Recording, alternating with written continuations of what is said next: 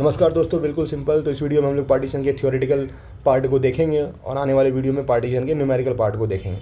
तो पार्टीशन क्या होता है, सबसे पहले मान लेते हैं यहाँ पे हमारे पास एक जॉइंट हिंदू फैमिली प्रॉपर्टी है। जॉइंट हिंदू फैमिली है जिसमें ग्रैंडफादर हैं, फादर हैं, सन है और डॉटर है। तो इनकी एक अपनी प्रॉपर्टी है। That property is ancestral property. ये प्रॉपर्टी एंसेस्ट्रल प्रॉपर्टी है। इस एंसेस्ट्रल प्रॉपर्टी में हर मेंबर का अपना हिस्सा है, बर्थ राइट है। सन का, डॉटर का, फादर का, ग्रैंडफादर का। They all are co partners. Because they all are co partners, तो इनका इस जॉइंट हिंदू फैमिली में जॉइंट स्टेटस है, सबका हिस्सा है भाई, इनमें सबका हिस्सा है। अब क्या होता है, जितने भी को पार्टनर्स हैं उनके पास एक राइट होता है कि वो पार्टीशन क्लेम कर सकते हैं। इसका मतलब वो ये कह सकते हैं कि इस प्रॉपर्टी में मुझे मेरा हिस्सा चाहिए। तो जब वो बोलते हैं मुझे मेरा हिस्सा चाहिए और जब उनका हिस्सा उनको मिल जाता है, that point is called partition. इस डिवीज़न को हम लोग क्या बोलेंगे, पार्टीशन। ये डिवीज़न जिसमें संपत्ति बंटता है और उस बंटवारे के बाद सबको अपना अपना हिस्सा मिल जाता है, इस डिवीज़न को हम क्या बोलते हैं, पार्टीशन। तो दोस्तों, division of joint Hindu family property among को पार्टनर के बीच में ही डिवीज़न होगा, दैट इज़ कॉल्ड पार्टीशन। अब पार्टीशन के 3 इसेंशियल होते हैं दोस्तों। पार्टीशन तभी होगा जब ये 3 इसेंशियल फुलफिल होंगे। पहला इसेंशियल है existence of joint Hindu family.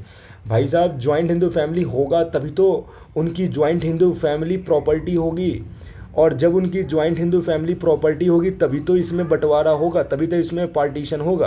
Partition को बंटवारा भी कहते हैं। तो existence of joint Hindu family is must. Next is clear intention of separate. किसी भी एक को पार्टनर का या किसी भी को पार्टनर का ये इंटेंशन होना चाहिए कि हमको सेपरेट होना है, and that intention must be clear. उसमें कोई एम्बिग्यूटी नहीं होनी चाहिए।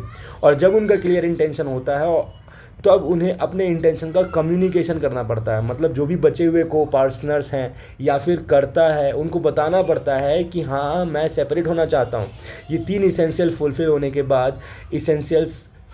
के बाद पार्टीशन पॉसिबल है। नाउ द क्वेश्चन इज, कौन डिमांड कर सकता है पार्टीशन और कौन डिमांड नहीं कर सकता है। तो मैं आपको बता दूं, जितने भी को पार्टनर्स हैं, जो कि टिल 4th जनरेशन ही को पार्टनर्स होते हैं, टिल 4th जनरेशन, और अब 2005 अमेंडमेंट एक्ट के बाद डॉटर भी को पार्टनर बन चुकी है। तो जितने भी को पार्टनर्स हैं सब डिमांड कर सकते हैं, बट वाइफ और मदर दे आर नॉट को पार्टनर्स, सो ये पार्टीशन डिमांड नहीं कर सकती है। लेकिन जिस दिन पार्टीशन होगा उस दिन वाइफ को भी हिस्सा मिलेगा और मदर को भी हिस्सा मिलेगा, ऐसा नियम है दोस्तों।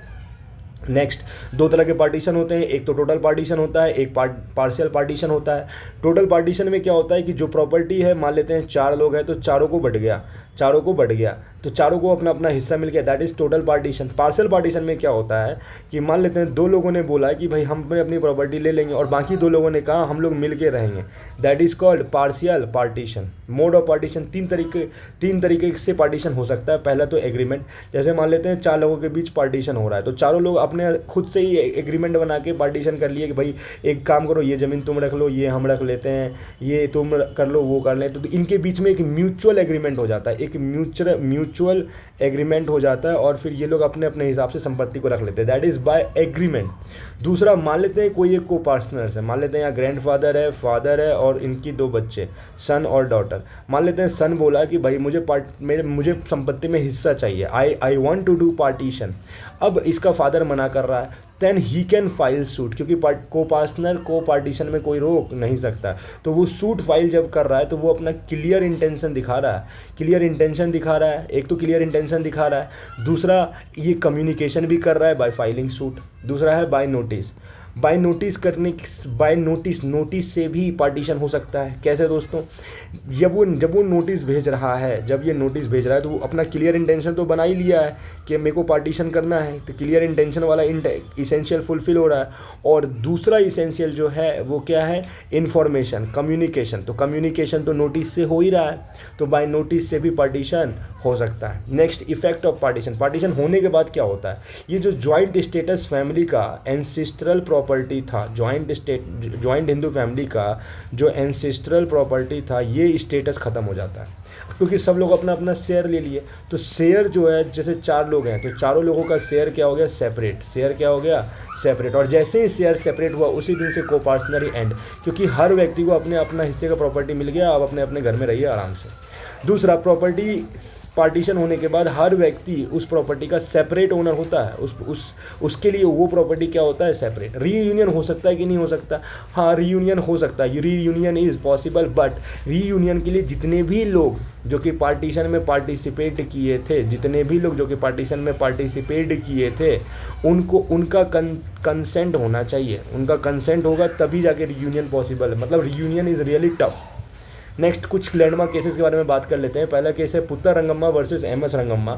इसमें क्या हुआ, रंगम्मा नाम के व्यक्ति ने बोला कि मैं सेपरेट होना चाह रहा हूँ, और सेपरेट होने के लिए उन्होंने नोटिस भी भेज दिया।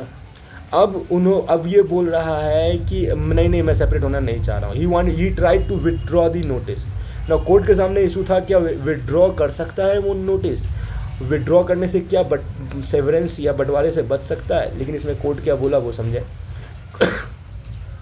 कोर्ट बोला कम्युनिकेशन जैसे ही पास होता है, जैसे ही कम्युनिकेशन पास होता है इमीडिएटली बंटवारा हो जाता है। इमीडिएटली बंटवारा हो जाता है। एक बार बंटवारा हो गया तो आप उसको विड्रॉ नहीं कर सकते हैं। कोर्ट ने ऐसा बोला। एक केस था विनीता शर्मा और राकेश शर्मा केस। इसमें क्या हुआ, विनीता शर्मा नाम की लड़की ने बोला कि हमें इक्वल राइट चाहिए एंसेस्ट्रल प्रॉपर्टी में। क्योंकि हुआ क्या था, पहले के जजमेंट में कोर्ट ने ऐसा बोला था। एक जजमेंट था दनम्मा वर्सेस अमर, दनम्मा वर्सेस अमर वाला जजमेंट था, और एक था प्रकाश वर्सेस फूलावती। इन जजमेंट में कोर्ट ने बोला था कि एक डॉटर तभी पार्टीशन क्लेम कर सकती है जब उसके पिताजी 9/9/2005 जिस दिन अमेंडमेंट हुआ था, अमेंडमेंट एक्ट आया था हिंदू सक्सेशन एक्ट का, अगर पिताजी जिंदा हैं तभी वो पार्टीशन क्लेम कर सकती है। लेकिन विनीता शर्मा वाले केस में क्या हुआ कि कोर्ट के सामने ये सवाल था कि क्या फादर का जिंदा रहना 9/9/2005 में ज़रूरी है? क्या डॉटर कोपार्टनर बाय बर्थ बन जाती है? तो कोर्ट ने बोला हाँ, डॉटर जो है वो कोपार्टनर है बाय बर्थ।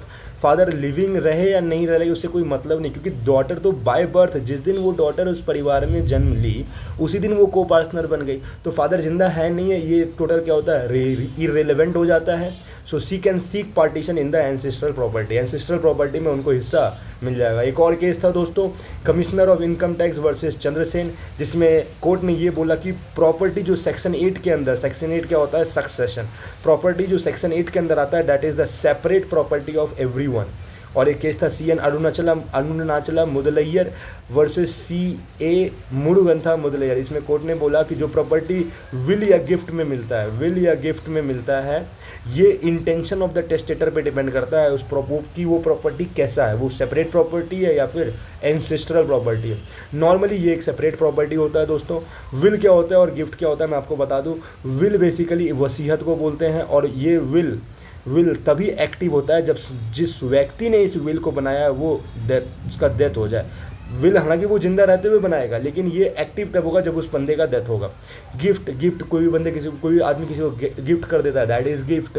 और गिफ्ट जो है वो उस बंदे के जिंदा रहते हुए एक्टिव हो जाता है। तो मेरे ख्याल से आपको यह पार्टीशन टॉपिक बिल्कुल सिंपल तरीके से समझ में आ गया होगा। Thank you so much. मिलते हैं अगले वीडियो में पार्टीशन के न्यूमेरिकल पे। थैंक यू दोस्तों।